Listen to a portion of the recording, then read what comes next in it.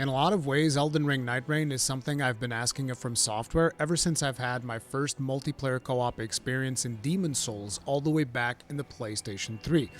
Now don't get me wrong, I love playing Soulsborne games by myself, exploring every nook and cranny of the world, picking up all of the weapons, figuring out which one I like the most, leveling up my character, bashing my face against the different bosses. But another aspect of the experience that I've always enjoyed is going back after beating the game and getting together with a couple of friends and engaging in some jolly cooperation. Now, in previous Soulsborne games, that cooperation is limited in nature because the games are designed for you to engage in cooperation with complete random strangers, and they're not really meant for you to just play through them from beginning to end with a friend. Now, I know that there are things like Seamless Mod and all of that stuff, and I think those are great, and Miyazaki himself has said that those are great and that he might take inspiration from that mod in future projects that they work on. But ultimately, Elden Ring Nightreign is something that is designed from the get-go with co-op in mind, and that's kind of what I wanted, because even if you get together with friends in, previous Soulsborne games, the bosses oftentimes have a hard time keeping up with two players because they're kind of designed to be challenging for that one player, and if there's two players in there, the experience is going to be a little bit easier. You might be able to manage the boss's aggro. Oh, it's targeting me now, so you can go in and beat it up. And so I've always wanted them, no, we're going to make this game and it's going to be specifically for co-op, and these bosses are going to pummel you into oblivion if you guys are not, on top of your game. So that is something that I've wanted for a while, and Nightreign delivers that experience. So I've been playing Nightreign for the last week and couple of days, courtesy of Bandai Namco, who provided me with a review code, and in this video I'm going to tell you all of my thoughts about it. Now, Nightreign is significantly different from Elden Ring because Elden Ring is a traditional action RPG. You're going to be creating your character, you're going to be leveling him up, you're going to be upgrading his weapons, all that stuff, and basically experience content progression for upwards of 100 hours. Whereas in Elden Ring Nightreign, it is going to be session-based. For all intents and purposes, Elden Ring Nightreign is a Soulsborne co-op roguelike.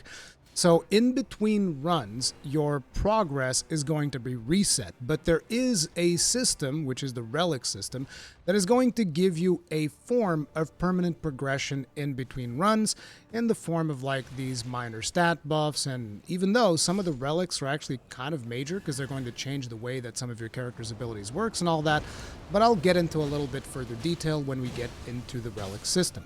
But ultimately, if you enjoy Elden Ring combat and you've wanted to experience it in a roguelike fashion in co-op with friends, this game is going to be right up your alley. But if you're expecting for Elden Ring 2, this game is not going to be it, so do keep that in mind.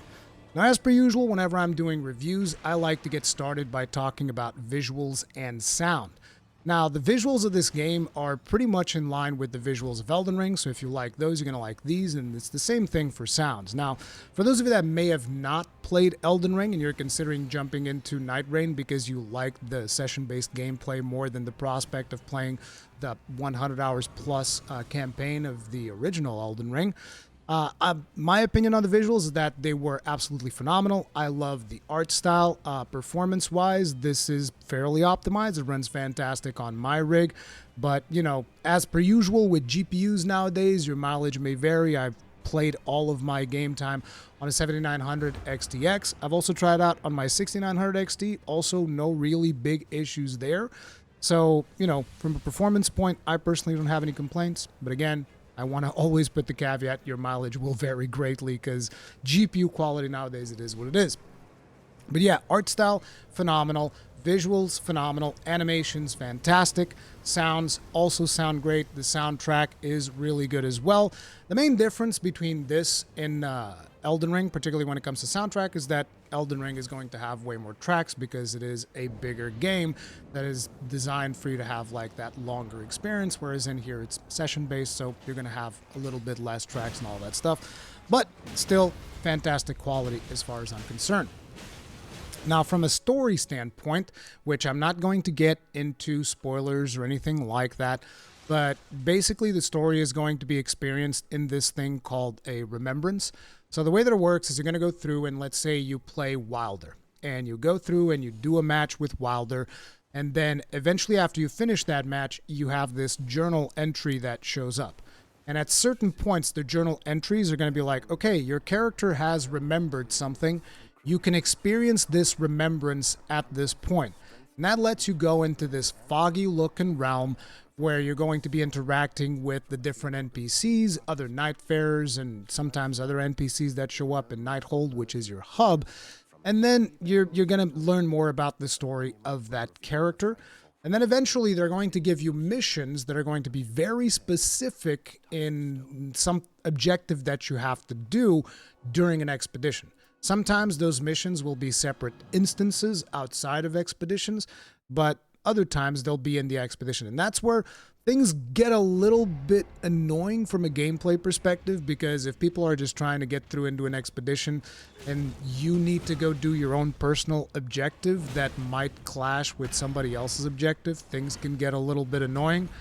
But yeah, the story itself that you're going to be experiencing, I've only done it for 2 of the characters, the Remembrances, which were the Guardian and the Raider. And I like the Remembrances of the Guardian because it tells you a lot about who this Nightfarer is, because all of the Nightfarers are pre-made characters. I'll talk more about that. But it tells you a lot about who this Nightfarer is and the stuff that happened to him and why he's in the Nighthold and all of this stuff and how he feels about the other Nightfarers. I thought it was cool. I was also talking with Cowboy and the story of the Revenant, which is another one of the Nightfarers. He was like, oh, this one's really like messed up, even from software standards. And I was like, oh, damn, okay. But messed up in like good storytelling way, just kind of like tragic and so on and so forth. You guys kind of get the idea. But you do experience it somewhat similar to what you would expect to experience with that Miyazaki storytelling style, right? But it is kind of like separated from the expeditions, but at the same time might give you quests to go into expeditions. So if you're getting it just for the story and you're not like someone who cares too much about challenging gameplay, you're still going to be expected to play with other players to really properly experience that, because solo play is going to be challenging. I'm going to get more into that. But so let's talk about the gameplay, which is obviously the most important thing as far as I'm concerned. Now, when it comes to the gameplay loop, is you're going to go in there and you're going to have to choose one of the 8 classes that the game has available to you. These are pre-made characters. You don't really get to create your character. There is going to be cosmetics and stuff that you unlock by playing the game. So you don't really unlock cosmetics by like paying real money or anything. No, you play the game and then eventually you unlock cosmetics for those characters. And then you can kind of like express yourself with the cosmetics of the character, but it's just like a limited amount of skin. Like, forget if it's like 5 or 6 for each of the characters. And that's going to be the differentiation from a cosmetic standpoint of the characters themselves, because everything else, these characters are standard, and then you also put in their relics and stuff, and that can kind of like differentiate your playstyle a little bit based on the relics that you put on the character. But yeah, there is no character creation. These are preset classes. Now, the 8 classes that are available for you to play are Wilder. He's kind of like your all-rounder. He's a strength dex character type of deal. And he has this big ultimate explosion that he can do, which deals a significant amount of damage and stagger. But yeah, he's kind of like who we've been calling John Nightreign. Wilder is John Nightreign. They have Guardian, which is a super tanky character. He's the only one that starts with a shield, so naturally he's my favorite Nightfarer, even though I feel like he kind of lags behind another Nightfarer that I'm going to bring up soon. But yeah, Wilder has this thing where he can CC smaller monsters, and he can also do a big dive from above ultimate that makes everybody around in a circle for a few seconds completely invincible. And you will also automatically res anyone who is dead within that circle of effect. So again, pretty cool for defensive stuff and just trying to tank and pull stuff off of people, but mostly a tanky character, and he is going to lag a little bit behind when it comes to damage, which is to be expected. Then you have the Iron Eye, which is your Legolas, which is absolutely goated in terms of damage potential and just like the safety of playing him and all of that stuff. He's got like this slide that has tons of invincibility frames. He has an ultimate that deals a ton of damage and can also res people instantly. and he has a mark that also procs damage. So he's basically range damage incarnate. Every archer's fantasy. You guys are gonna love Iron Eye. Like every time, because I'm not really into ranged combat, but every time I play with someone that has an Iron Eye, I'm like, I know I'm gonna have a good time, because like Iron Eye is goated. He's a beast, absolutely. Then you have Duchess, which is a little bit more of a technical character. So this takes on the role of your kind of roguish character, but she has this really cool ability called Restage.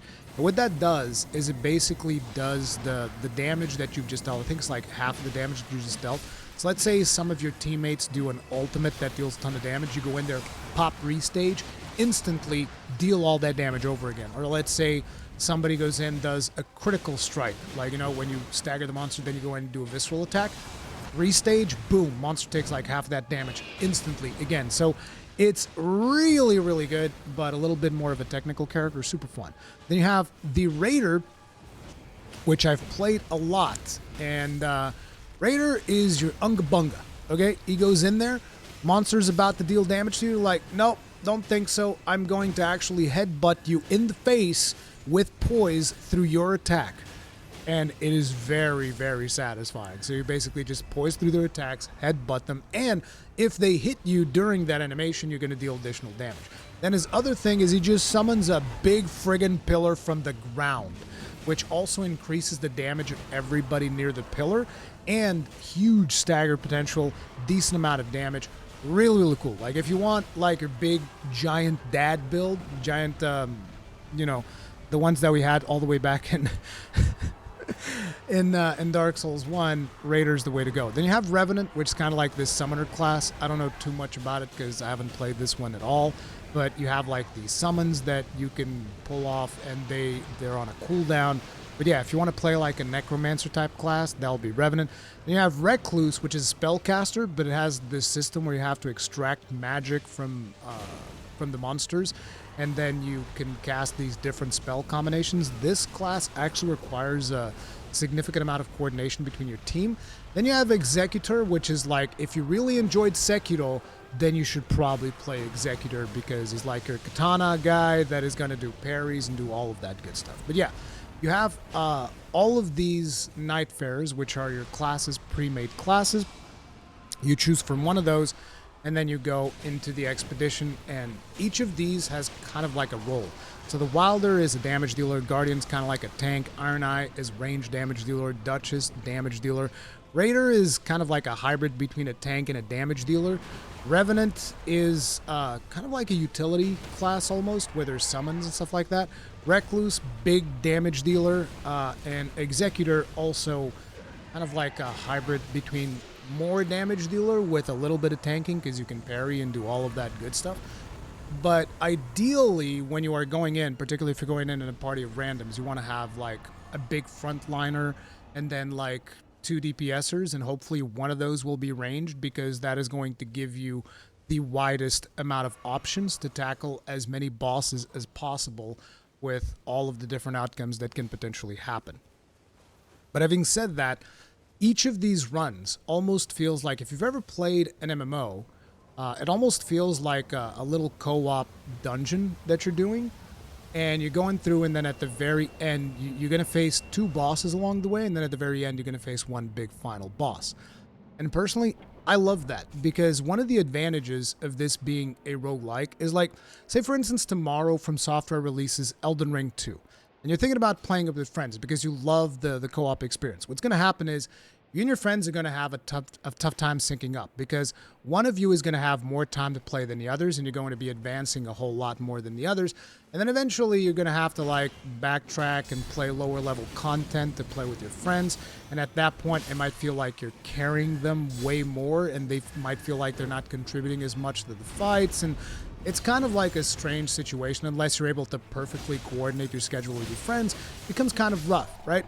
Well, with Elden Ring, because each of these games is session-based, like let's say even if you've beaten the whole game, maybe you want to try, oh, I'm going to play with a different character. I don't know how to play this all that well. And then you go in and you go into the session with your friends, and everybody starts at level 1, even though you might have a couple of little bit advantages because of your relics and stuff like that.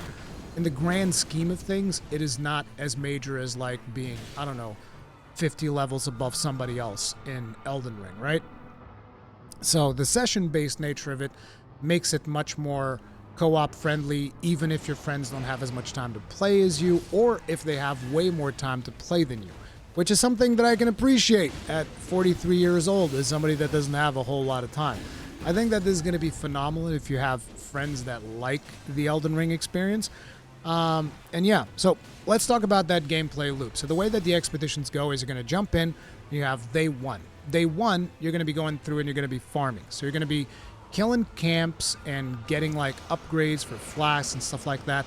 I'm going to be trying to do a beginner's guide as well, so that it'll help people get some stuff done. And there's also a review discussion with Cowboy coming up later today. We did a podcast.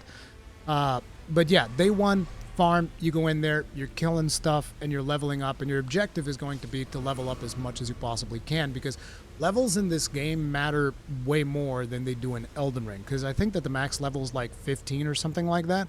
And by the end of night one, you ideally want to be 6, 7, 5 at the minimum, right? So that you're ready for night two and you can keep on tackling harder and harder challenges. And then so you go day one, farm, and then there's this circle that is going to start encroaching, kind of like Fortnite style and other battle royales that you might have seen, like the blue circle kind of like starts encroaching. And if you're in the circle, you're taking constant damage. So you don't want to be in the circle, because otherwise you're likely going to die. You don't want to be in the circle for very long. So you have to pay attention which zones of the map you are tackling, so that you don't get caught outside the circle in the middle of a boss fight. So every single decision that you are making, it is a risk reward. It's like, can we risk taking this camp? Can we risk taking this mine? Because the circle might be encroaching, like, oh, but I really want this reward, right? Because the camps will tell you the types of rewards that they'll have. So you'll have like a marker there that'll say, oh, this camp has a symbol of bleed. That means that there's a high chance that if we defeat the boss in this camp, we get a bleed weapon. Or this camp has a symbol of holy, this camp has a symbol of frost, and so on and so forth. And then depending on which camp you tackle, your reward is going to be influenced by that, but it is still random. The rewards are random. It's like power-ups in a roguelike. So you might get a new weapon, you might get a passive effect, you might get something else, you might get like a spell or whatever. But yeah, so day one you farm, and then once the circle closes all the way, then you're going to go into the first night boss. So that's going to be kind of like a major boss. You're going to be fighting it, and if you die during the farm of day one, what happens is you lose a level in runes, but those get dropped to the ground, then you can go back and you can pick them up. But ultimately, if you die, everything's fine. You don't really lose much besides your level. You have to go back, pick up your runes and all of that stuff, but you're good. During a night boss fight, though, if you die, you do not automatically resurrect. So unless your friends are able to res you, and the way that you res people in this game is you just attack them. So whenever you die, you go down, somebody goes up, attacks you for a couple of attacks, you get back up. So if you die during a boss fight, you don't automatically get resurrected or take level penalties or whatever, but your friends have to res you. If they don't res you and all of you die, defeat. So that's the way that it goes. So after you've beat the night boss of day one, day two starts, circle expands again. The camps do not reset, so if you've cleared camps, you don't want to go back there and do the same camp. You want to go clear other camps, and you want to do tougher things, because the things that are in the map at any given time, there's a certain challenge level that you're going to have to figure out for yourself whether or not it is adequate for you to go fight a specific boss at a specific time. But each of these things will have a certain challenge level, and you'll want to be at certain levels to tackle those challenges. Otherwise, you're going to get completely stomped. But day two, you do your farming again. Hopefully, you'll be tackling harder things that will give you better rewards. Sometimes there will be specific events that will happen in the map, which I'm going to be talking about, even though I don't want to detail those too much because I want people to figure them out for themselves. But you're going to farm through day two, and then eventually another night boss is going to show up as the sacred circle encroaches again. And you face off against the second night boss. Once again, same rules. If you all die, that's it. But if you beat the second night boss, Then you'll have this thing that shows up, which is a portal that takes you to a different area. And then you get to go challenge the Night Lord, which is the final boss. The Night Lord is always static. So when you are queuing for these expeditions, you are choosing the Night Lord that you're going to be fighting against at the end of the expedition. But everything else that happens during the expedition is going to be randomized, procedurally generated, whatever you want to call it, right? And that is kind of like how the cycle goes. Then once you do this, regardless if you defeat the night boss or not, you're going to get relics. Now, if you defeat the night boss, the grade of relics that you get is going to be significantly better. Each of the Night Lords also has like unique relics that they can give you. So defeating the Night Lord is highly encouraged because you're going to get much better rewards, but even if you don't, you're still going to be rewarded in some form so that you can be a little bit stronger the next time that you go and you tackle it. But after you do that, you might also unlock a Remembrance, which is the thing that I was talking about. After you complete expeditions, you'll eventually unlock Remembrances for the different characters that you've been playing. And then you go and you can do that Remembrance, which is also going to reward you with specific Nightfarer relics. And those might actually change the way that some of your abilities work. So therefore, you should most definitely complete the Remembrances as they become available. But after you do that with the Remembrance stuff and whatnot, you just go back in and you do another expedition and you keep repeating. And that's kind of like the gameplay loop that you can expect from this game. Now, one of the first things that comes to mind for me is just the breakneck pace at which all of this happens. Because naturally, if you're coming in from Nightreign, you're used to your own pace because Nightreign allows you to play the game at your own pace. It doesn't really rush you in any reasonable way. I don't even think that there's gauntlets in Elden Ring. If there are, maybe I've forgotten about them. But yeah, you can kind of pretty much play the game at your own pace. You don't really have to rush or anything like that unless you happen to be a speedrunner. But that's, your own choice to do. But in Nightreign, that's not the way it goes. From literally the moment that you step off the Spectral Hawk, it's go time. You gotta go. You gotta level up. You gotta do your best to really just like power through, clear camps, get power-ups, get all of these things. It is breakneck pacing. I was actually asking Cowboy, not like to compare gameplay or anything like that, but just to compare the overall speed at which, the pacing that you feel when you're playing like a regular Battle Royale, because I don't play Battle Royales, but Cowboy plays stuff like, Fortnite, stuff like that. I was asking him, do you think that the pacing of this is fast? He's like, yeah, this is way faster than the pacing of like a Fortnite match. So you're gonna want to zoom. The moment you get off the Spectral Hawk, it's just like, we gotta go. We gotta clear camps, gotta do it fast, gotta level up before the circle gets started. If we want to get a mine, gotta do it now before the circle comes over. So it is a very fast-paced experience, and you're gonna have to adapt very quickly to like, okay, mark this camp, go here, clear this camp, go to this boss, clear this thing. And you're gonna want to have somebody that's constantly marking your next objective so that everybody sticks together and just goes. But yeah, it's very, very fast. Now, in terms of the combat itself, it is what you would have expected from Elden Ring. Like, it's going to be very familiar. You have the stuff like you can two-hand weapons, you can power stance weapons, you can do guard counters if you have a shield. You can cast spells the same way that you would in Elden Ring. The difference here is that spells are associated with gear. So like you'll pick up, say you're looking for an incantation seal or a staff or something like that. You pick one of those up and the staff or the incantation seal itself will have the spells that you can cast.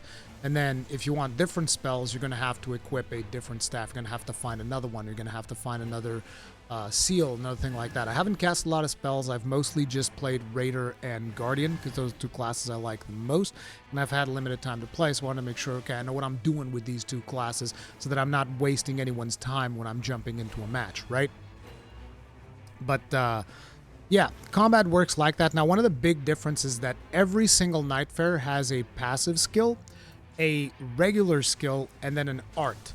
So the skill is something that's going to be on a very low cooldown, and you're going to be able to do it. So in the case of Raider, it's the headbutt. You're going to be able to headbutt through attacks, and the headbutt deals more damage depending on whether or not you got hit along the way. With the Guardian, it is the whirlwind ability that he does. That's his skill. And then the art is going to be your ultimate. In the case of the Raider, he brings up a big giant pillar from the ground, huge stagger damage on everything around that pillar, and the pillar passively buffs everyone around it with attack damage. In the case of Raider, in the case of Guardian, he swoops up into the air, does his dive bomb attack, which staggers enemies and also reses everybody, and also makes everybody invincible for a couple of seconds while you are charging that ability. Then different Nightfarers will have different arts themselves. I'm not going to go over all of them here. But yeah, and the passive skills, again, also vary from character to character. The passive skill for Raider, I think, is just like massive poise. I just have tons of poise. Passive skill for Guardian is that he has a special stance for blocking. And then other characters will have different passives. So, you know, but that's one of the main differences in combat, is that you have these abilities that you're constantly doing throughout the fights. And one of the things that I would even say is if you get into Elden Ring Nightreign, don't hold on to your ultimates or your skills while you're learning. Don't hold on to them too much. Just throw them out. And then eventually you're going to learn when it would have been a better time to actually use them. But I definitely feel like one of the mistakes that I've made when I started playing it was I was like, oh, I'm going to hold on to my ultimate forever. But yeah, so have that. Another thing that you should consider is that when you are going through the game, you can equip up to 6 armaments. So those can be like shields, weapons, staves, whatever. 3 for each hand. And some of them have passive effects that will affect you even if you're not using the weapon. So you're meant to be looking at these. Oh, this weapon improves guard breaking. And you're like, oh, but it's a staff. It's like, who cares? Pick it up. You still have guard breaking for your other weapons. So there's an advantage for looking at every weapon that you pick up and potentially picking that stuff up just to have it the passive effect of that weapon while you are roaming through the world. One of the things that I would also recommend is, even if your character is not fantastic with like ranged weapons, I would definitely say that pick up a bow, learn how to use the bow, you know, just in case you need it. You might need a bow at some point, so I would recommend getting comfortable, even if you're a melee character. Just have a bow. Sometimes might come in handy, you know, at least as you get to know some of the Night Lords, stuff like that, because, you know, a lot of people are going to make that mistake first time. Go, oh, I'm going to go fight this Night Lord, and suddenly it's like, oh, melee in this fight is terrible. I am not having a good time. So having a bow option on some of those situations is going to be very, very good. Now, one of the questions that I know a lot of people are going to be asking, Rurikhan, can I play it solo? Even though the developers have already said, yes, you can play it solo.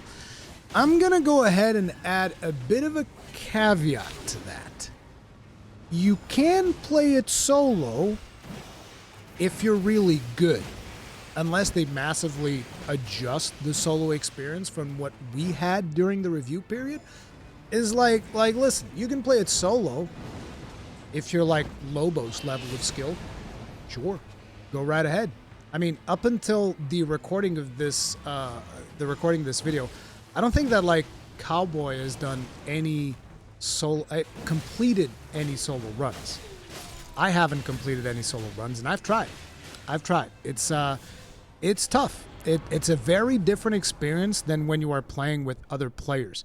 Because like I said, the pacing is very fast. You have to clear camps at a very fast pace, because if you're not at appropriate levels of progression during the run, you're going to have a very hard time. So it's like, things do scale for solo, but the game becomes a lot less forgiving if you're solo. Like if you're in a team, it is going to be much more forgiving. Like, oh, I made a mistake. Oh, I forgot this thing. It's okay. Somebody's going to be able to pick up the slack. Like, the experience was clearly designed for 3 players, and the solo option is just there as like, okay, we scaled some of the HP down so that you guys don't have to like struggle too much to take these things down. So it's possible for you to do solo, but it's rough. But then again, this also, I feel like, is going to be very class dependent. Like, I think that some classes are going to have an easier time, like Raider probably going to have an easier time soloing. Wilder going to have an easier time soloing. And I think to an extent, Guardian should have an easier time soloing, but I don't think that I was doing a particularly good job at playing Guardian. Because, like, I don't know, I've struggled playing Guardian a little bit. And, yeah, I probably still have a lot of learning to do. I'm about 30 hours in, so, you know, there's still way more to learn, way more meta to go through, and all of that. Now, an obvious thing that has happened is that currently in its release state, the game does not support duos, which is something that we've all brought up, I'm sure, at some point. And during the review period, having duos would have been great because there were plenty of opportunities where I was like, oh man, I have somebody that can play with me, but I don't have a third. That sucks. But, you know, obviously there's going to be a much bigger pool of players when the game releases and all that stuff. So, you know, it is what it is. But one of the things that has been said by the director, I believe, in the IGN interview, is that they are considering adding duos later. And that, I think, is going to be a massive game changer. Because I think that duos is going to open this game up for a lot of people. Because sometimes you have your one friend that you like getting together with and you both play video games, but you might not have a third, and then you have to go matchmake into a third, and it's going to be random, and the experience is likely not going to be as good as if you had like 3 people on comms and just having a good time. So I think that duos is going to be a massive difference. And as a matter of fact, let me tell you, the matchmaking experience during the review period, it was rough. It was rough out there. I'd done it a couple of times, and most of my progression was basically done whenever I was able to sync up my schedule to get together with Cowboy. Then it was like, okay, me, Cowboy, and we'd get like a third. Sometimes it was Tragic. Sometimes it was another friend of Cowboy's. We also had like, I think 2 matches where we had someone from Bandai Namco who joined up with us. And those were phenomenal because we were synced up. We were in voice comms. We were doing the runs. Cowboy had been studying the runs nonstop, so it was like smooth sailing. Those are fantastic. So if you're playing with 2 other friends and you guys are coordinating, or even if you're playing with 2 acquaintances from the internet, but you guys are coordinating through voice, you're probably going to have a good time. If you're playing with randoms and matchmaking, I think you're going to have a tough time until people start watching like YouTube guides and stuff like that and start wrapping their heads a little bit more about what the game is like. I think that those first couple of weeks in matchmaking are going to be rough.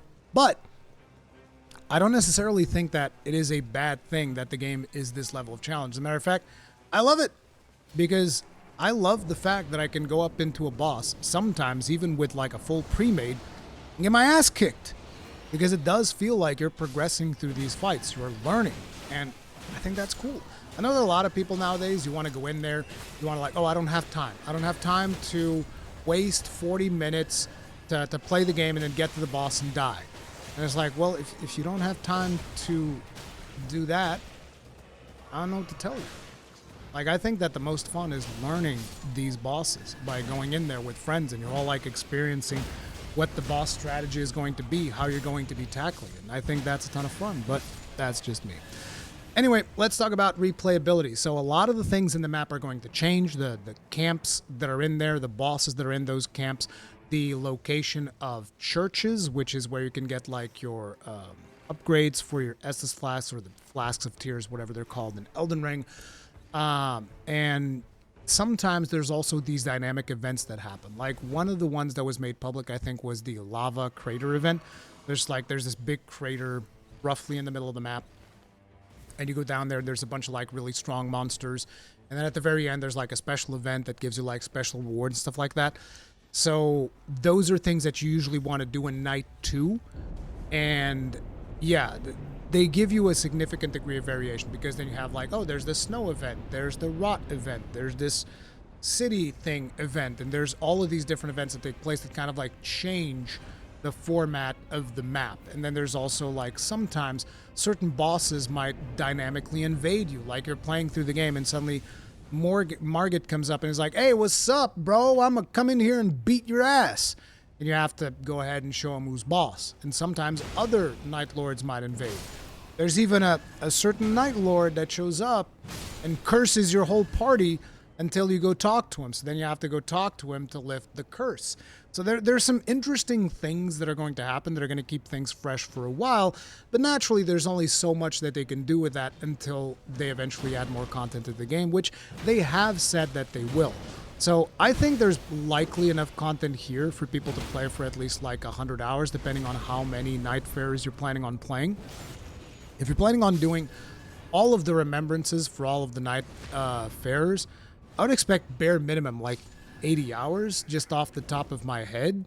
Unless you're like following very specific guides and you're just like, no, I need this and then I need this, and you're able to get all of the dynamic events and you're successful every single time that you do it.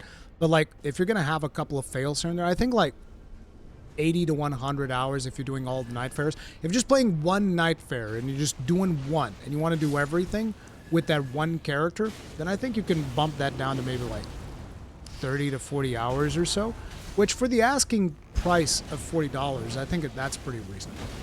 Personally, I think that the value is there. There is replayability, there's a little bit of map variation, but there's only one map.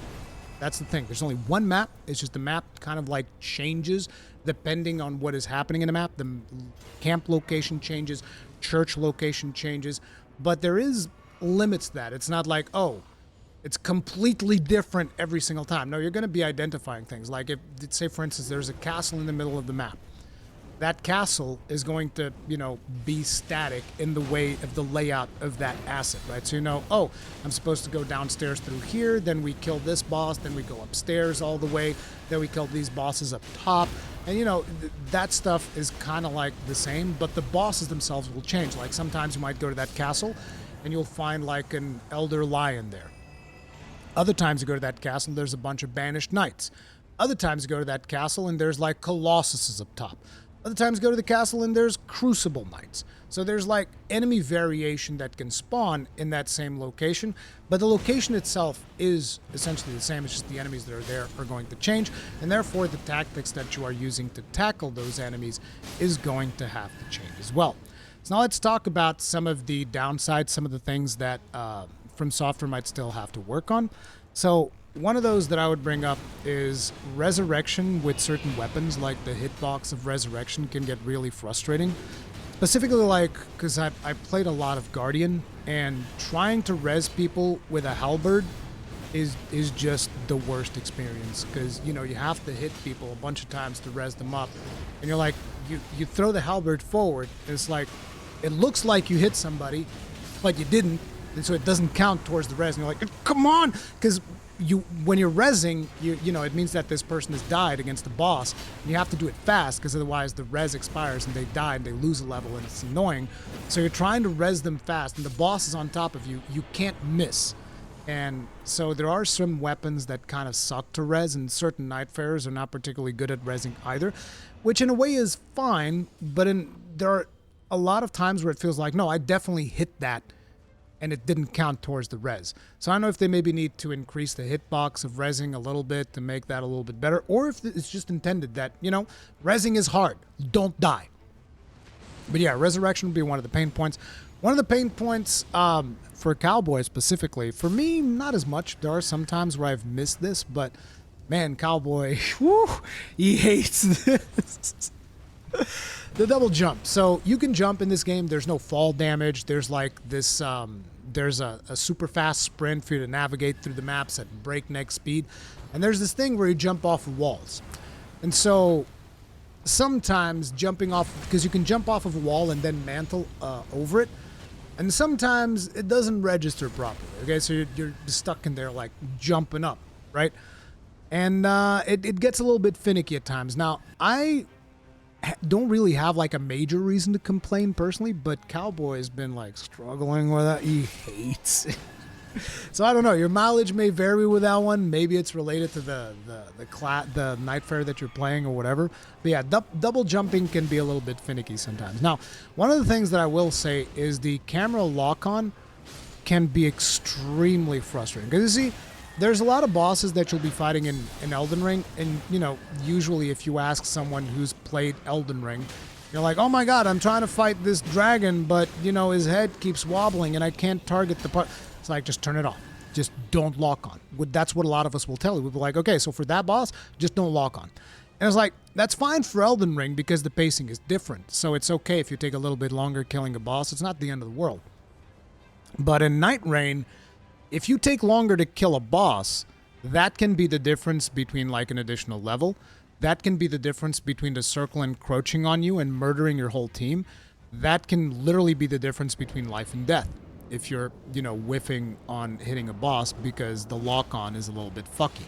Now, one of the things that I would say is that From Software should just add a center mass lock-on on every single monster in the game, which currently is not the case.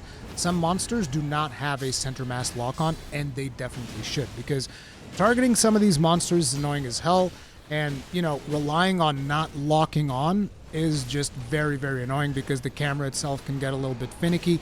And some of these bosses are straight up on crack. They're just like zipping all over the map, like jumping up. Like you're having trouble keeping the boss in your line of sight with how fast they're moving, right? So that is something that I feel they still need to work on, figuring out some of the lock-on situations with the camera movement and all of that. So I'm hoping that they can improve on that. And then the other thing is there currently is in the game a penalty if you decide to leave midway through an expedition, which makes sense, right? Because you don't want people leaving during an expedition. Now, during the review period, this penalty was turned off, so people were leaving willy-nilly if the runs weren't going well or whatever.